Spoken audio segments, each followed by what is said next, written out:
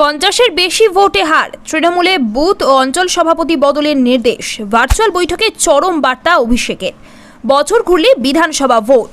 এই প্রেক্ষাপটে শনিবার ভার্চুয়াল বৈঠক করলেন অভিষেক বন্দ্যোপাধ্যায়। ভুতুড়ে ভোটার নিয়ে আলোচনার জন্য আয়োজিত বৈঠকে দলের একাধিক বিষয় উঠে এলো। সেখানে বেশ কয়েকটি জেলায় ভোটে পারফরমেন্স নিয়ে ক্ষোভ প্রকাশ করেন অভিষেক। একাধিক জেলার নেতৃত্বকে এই নিয়ে কড়া নির্দেশ দিয়েছেন তিনি। অভিষেক বন্দ্যোপাধ্যায় এদিন যে ভার্চুয়াল বৈঠক করেন সেখানে তথ্য দিয়ে সবিস্তারে বিভিন্ন জেলার কোন কোন বুথে দল 50-এর বেশি ভোটে হারছে এমন তালিকা পেশ করেন। সেখানে অভিষেকের তথ্য বলছে, মালদায় তৃণমূলের ধারাবাহিকভাবে খুব শোচনীয় ফল হচ্ছে। তিনি অভিযোগ করেন নেতারা নিজেদের মধ্যে ঝগড়া করায় এই ফল হয়েছে। এমনকি পূর্ব মেদিনীপুর নিয়েও তিনি আলিপুরদুয়ার থেকে কলকাতা, উত্তর 24 পরগনা থেকে পশ্চিম মেদিনীপুর একাধিক জেলার বিভিন্ন বুথকে চিহ্নিত করে তিনি দেখান প্রায় 80,499টি যে বুথ আছে তার মধ্যে 15 থেকে 20,000 বুথে তৃণমূল কংগ্রেস ধারাবাহিকভাবে 50-এর বেশি ভোটে হারছে।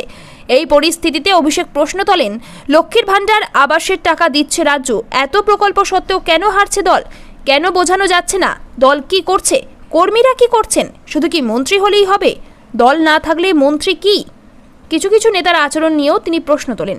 তারা দলের ক্ষতি করছেন বলে তিনি মনে করেন। একাধিক তথ্য তুলে ধরে অভিষেক একটি সিদ্ধান্ত স্পষ্ট করে দেন, যেসব বুথে দল ধারাবাহিকভাবে 50-এর বেশি ভোটে হারছে সেখানে অবিলম্বে বুথ ও অঞ্চল সভাপতি বদলের জন্য জেলা সভাপতিদের নির্দেশ দিয়েছেন। পাশাপাশি তিনি এটাও স্পষ্ট করেছেন, আগামী দিনে ব্লক ও জেলা সভাপতি বদল করা হবে। সেই বদল হবে পারফরমেন্সের ভিত্তিতে। ভোটার তালিকা সংশোধনে কি করতে হবে তা নিয়ে এদিন একাধিক কমিটি গড়ে দিয়েছেন অভিষেক। রাজ্য স্তরের কমিটি করেছিলেন মমতা বন্দ্যোপাধ্যায়। জেলা, ব্লক, অঞ্চল ও টাউন বুথ স্তর পর্যন্ত কমিটি কবে হবে, কিভাবে হবে, তাদের কাজ কি হবে, বাড়িতে বাড়িতে গিয়ে ভোটার তালিকা সংশোধন করা, এমনকি গোটা বিষয়টি নিয়ে অভিষেক একটা পুঙ্খানুপুঙ্খ গাইডলাইন তুলে দিয়েছেন। সেই সময় এই তথ্য নিয়ে বিভিন্ন জেলার বিভিন্ন বুথের কথা উল্লেখ করেন অভিষেক। এইসব বুথের দলের শোচনীয় ফল নিয়ে তিনি ক্ষোভ প্রকাশ করেছেন।